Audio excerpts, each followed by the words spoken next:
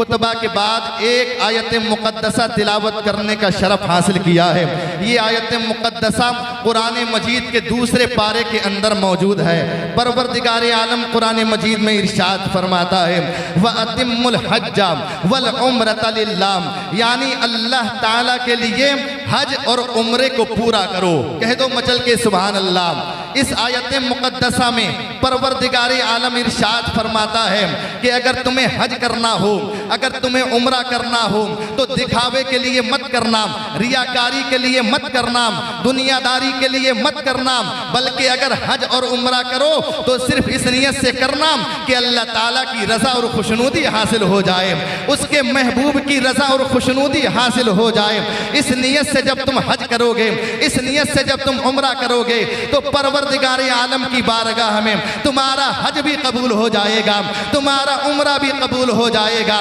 اور جب تم اللہ تعالیٰ کی بارگاہ میں حاضری دو گے، جب تم اللہ کے رسول کی بارگاہ میں حاضری دو گے تو اس شان سے تم حاضری دینا کہ لوگ کہیں واقعی اللہ تعالیٰ کا پکا سچا بندہ جا رہا ہے، اللہ کے رسول کا پکا سچا غلام جا رہا ہے۔ حضرات جب تم اس شان سے حج کرو گے، جب تم اس شان سے عمرہ کرو گے تو انشاءاللہ تمہارا حج اللہ تعالیٰ کی بارگاہ میں ایسا قبول ہوگا، تمہارا عمرہ اللہ کی بارگاہ میں ایسا قبول ہوگا کہ تم دنیا میں بھی کامیاب ہو جاؤ گے اور دنیا سے جاؤ گے تو حشر میں بھی کامیاب و کامران ہوتے ہوئے نظر آؤ گے۔ اس آیت مقدسہ سے یہ بات ثابت ہو گئی کہ حج اگر کرنا چاہیے تو اللہ کی رضا کے لیے کرنا چاہیے، اللہ کی خوشنودی کے لیے کرنا چاہیے، رسول کی رضا کے لیے کرنا چاہیے، رسول کی خوشنودی کے لیے کرنا چاہیے۔ اب آئیے ایک حدیث پاک آپ کی سماعتوں کے حوالے کر رہا ہوں اور بڑی شاندار حدیث پاک ہے۔ اس حدیث پاک سے حج اور عمرہ کی فضیلت، حج اور عمرہ کی اہمیت آپ تمامی حضرات کو بخوبی معلوم ہو جائے گی۔ بڑی پیاری حدیث ہے اور یہ حدیث پاک ترمذی شریف، ابن ماجہ شریف، جلد نمبر 2 صفحہ نمبر 213 میں موجود ہے۔ اس حدیث پاک کے راوی جلیل القدر صحابی حضرت عبداللہ ابن مسعود رضی اللہ تعالی عنہ ہیں۔ حضرت عبداللہ ابن مسعود رضی اللہ تعالی عنہ ارشاد فرماتے ہیں کہ آفتاب رسالت، مہتاب نبوت، مصطفیٰ جان رحمت صلی اللہ تعالی علیہ وسلم نے ارشاد فرمایا کہ حج اور عمرہ محتاجی اور گناہوں کو ایسے دور کر دیتا ہے جیسے بھٹی لوہے اور سونے اور چاندی کے میل کو دور کر دیا کرتی ہے۔ حضرات محترم، یہ کس کا فرمان ہے؟ یہ اس کا فرمان ہے جسے اللہ تعالیٰ نے ساری کائنات کا مالک و مختار بنا کر کے بھیجا ہے، جسے اللہ تعالیٰ نے مالک جنت بنایا ہے، جسے اللہ تعالیٰ نے صاحب رحمت اور صاحب برکت بنایا ہے۔ حضرات یہ اس کا فرمان ہے کہ آسمان پھٹ سکتا ہے، زمین اپنی جگہ سے ہٹ سکتی ہے، لیکن میرے مصطفیٰ کا فرمان کبھی جھوٹا نہیں ہو سکتا، میرے مصطفیٰ کا فرمان کبھی جھوٹا نہیں ہو سکتا۔ شاعر فرماتے ہیں ہے قول محمد قول خدا، فرمان نہ بدلا جائے گا، ہے قول محمد قول خدا، فرمان نہ بدلا جائے گا، بدلے گا زمانہ لاکھ مگر قرآن نہ بدلا جائے گا۔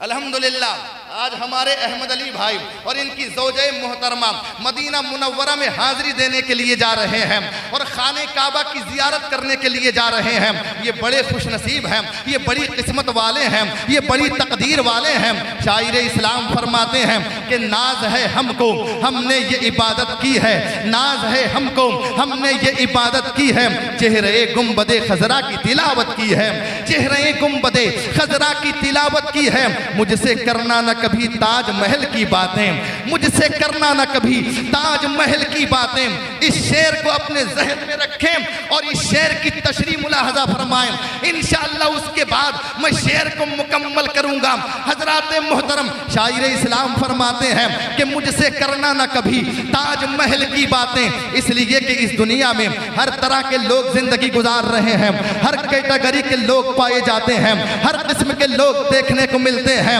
حضرات اس دنیا میں بسنے والے لوگوں میں کچھ تو وہ ہیں کہ جب ان کا دل بے قرار ہو جاتا ہے تو کوئی بولتا ہے کہ کشمیر کی ہنسی وادیاں دیکھوں گا تو میرے دل کو قرار آئے گا، نینی تال کی صبح و شام دیکھوں گا تو میرے دل کو قرار آئے گا، جے پور کا چڑیا گھر دیکھوں گا تو میرے دل کو قرار آئے گا، آگرہ کا تاج محل دیکھوں گا تو میرے دل کو قرار آئے گا، لاہور کا شیش محل دیکھوں گا تو میرے دل کو قرار آئے گا، دہلی کا لال قلعہ اور قطب مینار دیکھوں گا تو میرے دل کو قرار آئے گا۔ لیکن جب مصطفیٰ جان رحمت کا دل، مصطفیٰ جان رحمت کے غلام کا دل بے قرار ہوتا ہے تو مصطفیٰ جان رحمت کا غلام یہ نہیں بولتا کہ میں کشمیر کی ہنسی وادیاں دیکھوں گا، تو وہ یہ نہیں بولتا کہ میں نینی تال کی صبح و شام دیکھوں گا، تو وہ یہ نہیں بولتا کہ میں جے پور کا چڑیا گھر دیکھوں گا، تو وہ یہ نہیں بولتا کہ میں آگرہ کا تاج محل دیکھوں گا، تو وہ یہ نہیں بولتا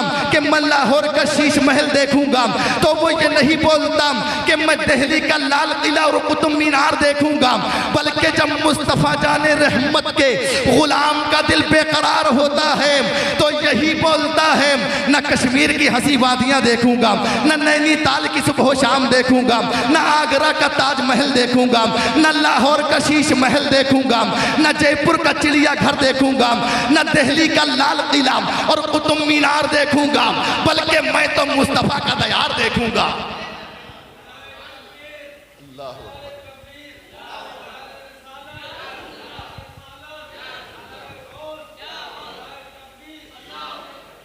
میں تو مصطفیٰ کا دیار دیکھوں گا تو میرے دل کو قرار آ جائے گا۔ اب سنو شاعر اسلام کا شعر سنو، شاعر فرماتے ہیں ناز ہے ہم کو ہم نے یہ عبادت کی ہے، چہرے گنبد خضرا کی تلاوت کی ہے، مجھ سے کرنا نہ کبھی تاج محل کی باتیں، میں نے سرکار کے روزے کی زیارت کی ہے، میں نے سرکار کے روزے کی زیارت کی ہے۔ الحمدللہ اللہ تبارک و تعالیٰ کا لاکھ لاکھ شکر و احسان ہے کہ اس نے ہمیں اور آپ کو اپنے محبوب کا امتی بنایا ہے، اپنے محبوب کا غلام بنایا ہے، اپنے محبوب کا چاہنے والا بنایا ہے، اپنے محبوب کے در کا بھکاری بنایا ہے، اپنے محبوب کے در کا منگتا بنایا ہے۔ اعلیٰ حضرت فرماتے ہیں یا رسول اللہ وہی رب ہے جس نے تجھ کو ہمتن کرم بنایا، ہمیں بھیک مانگنے کو تیرا آستہ بتایا، تجھے حمد ہے خدایا، تجھے حمد ہے خدایا۔ یا رسول اللہ اللہ تعالیٰ نے آپ کو ہمتن اور جود و کرم بنا کر کے بھیجا ہے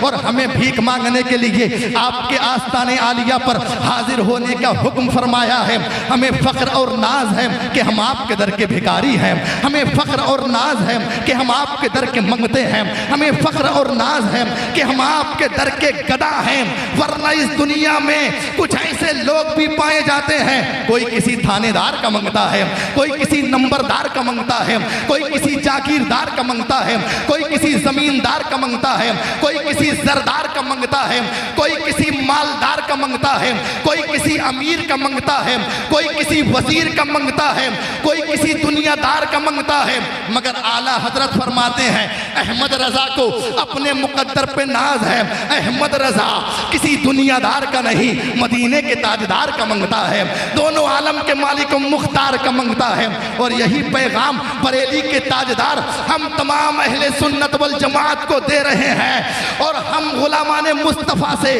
آپ ارشاد فرماتے ہیں جب تلک تم دنیا میں رہو اپنے نبی کے گن گاتے رہو، اپنے نبی کے ترانے گاتے رہو، اپنے نبی کی نعتیں پڑھتے رہو، اپنے نبی کی تعریف و توصیف بیان کرتے رہو، اپنے نبی کے قصیدے پڑھتے رہو، اور جب دنیا سے جاؤ تو یہی کہتے ہوئے جاؤ کہ یا رسول اللہ تمہیں جانا تمہیں مانا، نہ رکھا غیر سے کام، للہ الحمد میں دنیا سے مسلمان گیا، نعمتیں بانٹتا جس سمت وہ ذیشان گیا، ساتھ ہی منشی رحمت کا قلم دان گیا، لے خبر جلد کے غیروں کی طرف دھیان گیا، میرے آقا میرے مولا تیرے قربان گیا، جانو دل ہوش و خرد سب تو مدینے پہنچے، تم نہیں چلتے رضا سارا تو سامان گیا،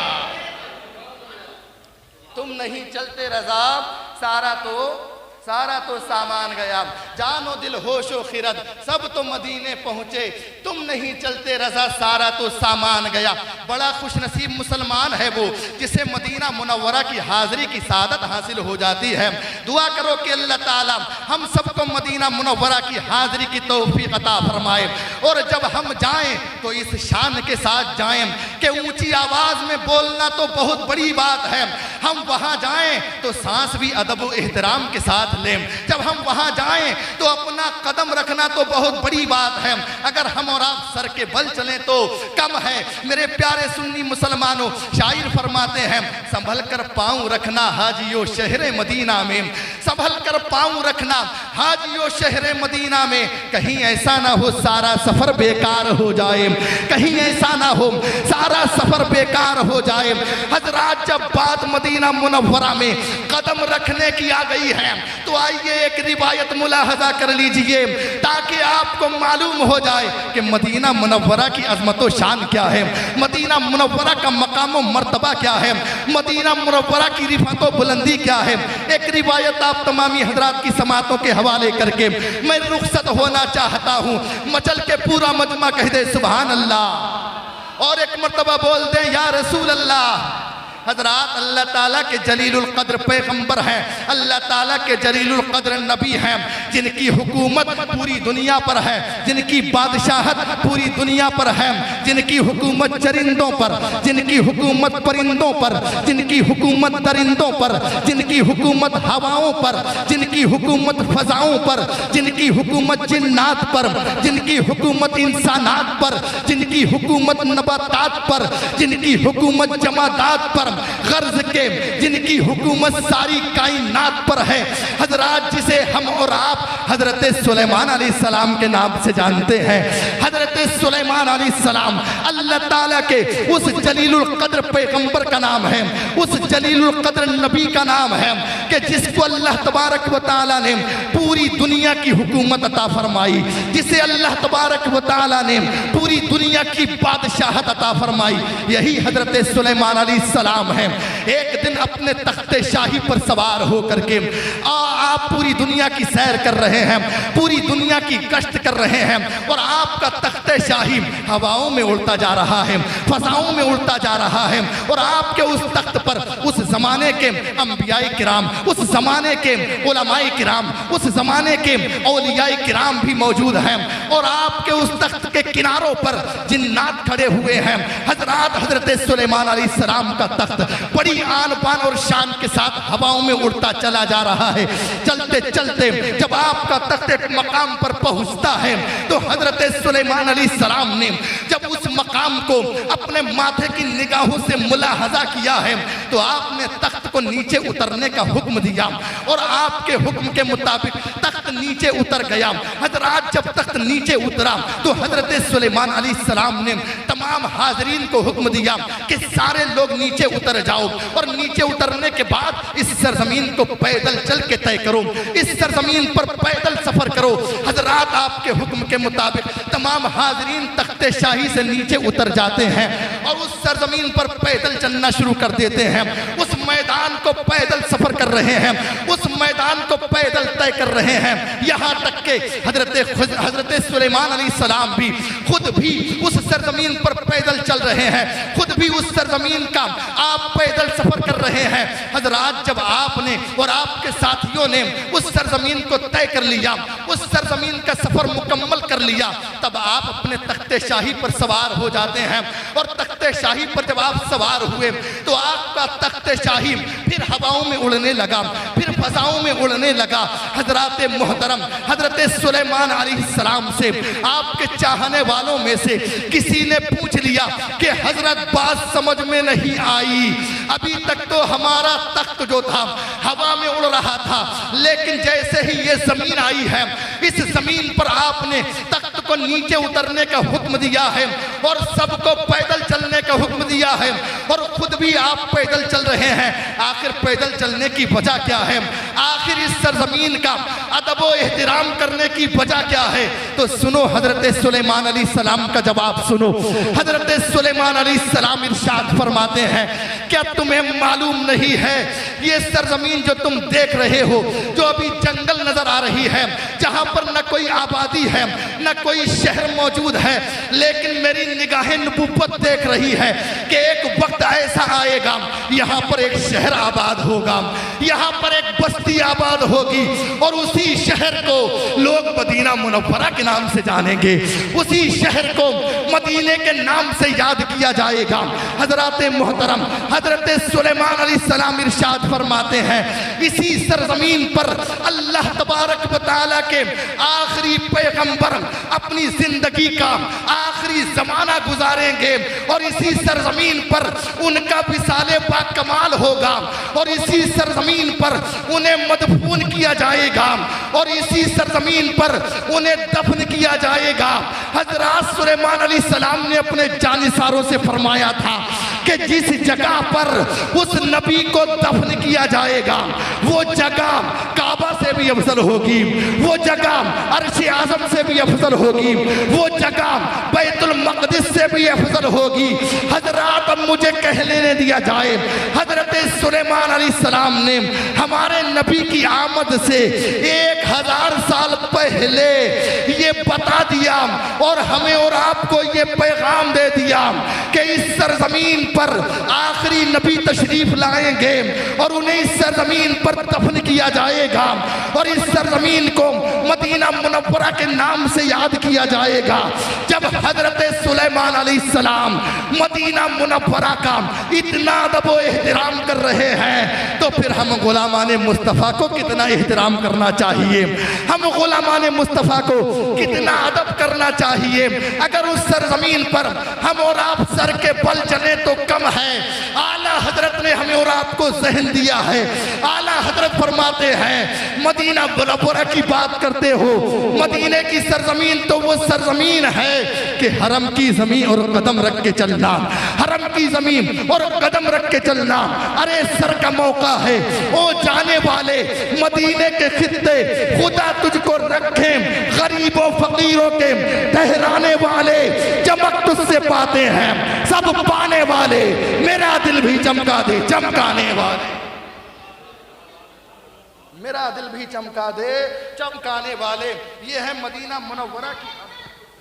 یہ ہے مدینہ منورہ کا مقام و مرتبہ کہ مدینہ منورہ کا ادب و احترام جلیل القدر پیغمبر حضرت سلیمان علیہ السلام کرتے ہوئے نظر آ رہے ہیں، تو ہم غلامان مصطفیٰ اس سرزمین کا کتنا ادب و احترام کریں۔ اس سرزمین پر اگر ہم اور آپ سر کے بل چلیں تو کم ہے۔ اعلیٰ حضرت ایک دوسرے مقام پر ارشاد فرماتے ہیں ہاں ہاں رہے مدینہ ہے غافل ذرا تو جاگ، ہاں ہاں رہے مدینہ ہے غافل ذرا تو جاگ، او پاؤں رکھنے والے یہ جا چشم و سر کی ہے، او پاؤں رکھنے والے یہ جا چشم و سر کی ہے، بھینی سہانی صبح میں ٹھنڈک جگر کی ہے، کلیاں کھلی دلوں کی ہوا یہ کدھر کی ہے، اور طیبہ میں مر کے ٹھنڈے چلے جاؤ آنکھیں بند، طیبہ میں مر کے ٹھنڈے چلے جاؤ آنکھیں بند، سیدھی سڑک یہ شہر شفاعت نگر کی ہے، سیدھی سڑک یہ شہر شفاعت نگر کی ہے۔